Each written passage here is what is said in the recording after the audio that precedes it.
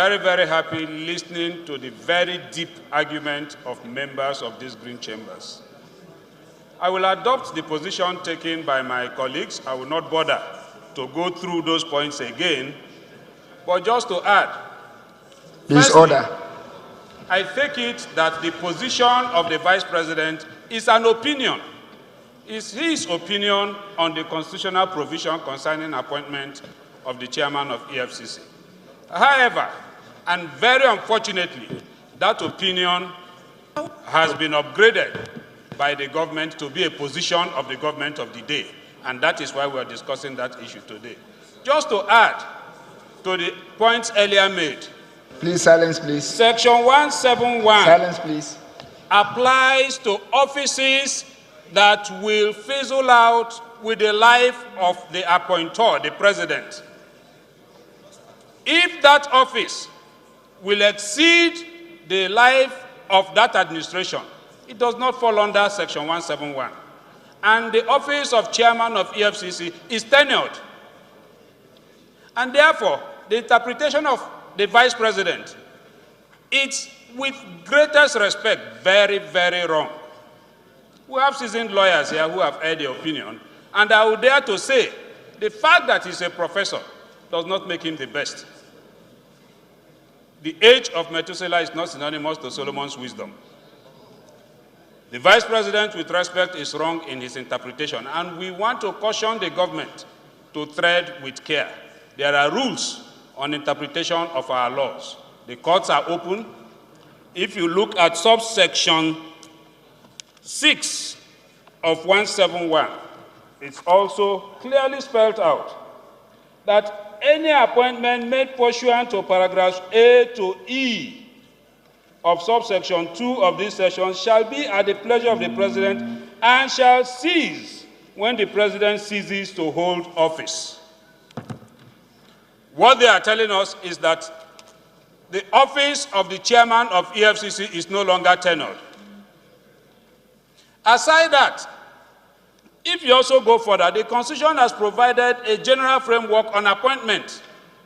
It did not also specifically tell us how that appointment will take place. Where there is a general law and there are specific laws on an issue, the specific law will take precedence. The EFCC Act, which has to do specifically with EFCC, has gone further to say, besides appointment by Mr. President, that it will require confirmation of the Senate. That is more specific.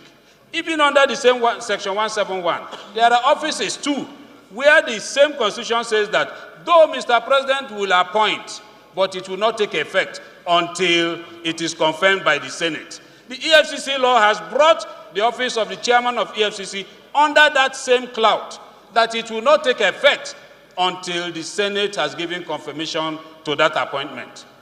I think that the government needs to take a second look at these issues, and we should not continue to upgrade opinion to become policies of government. It is very dangerous, and that is the danger we are facing now.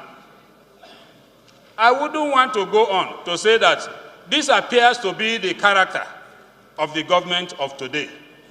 There are cases where persons that are even before the court of law, the government, as a matter of opinion, said, look, these persons will not be granted bail.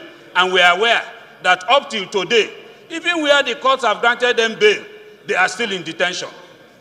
Because Mr. President says, I don't want to. That is not how a government should run. Government should run in line with the laws of the land. Order.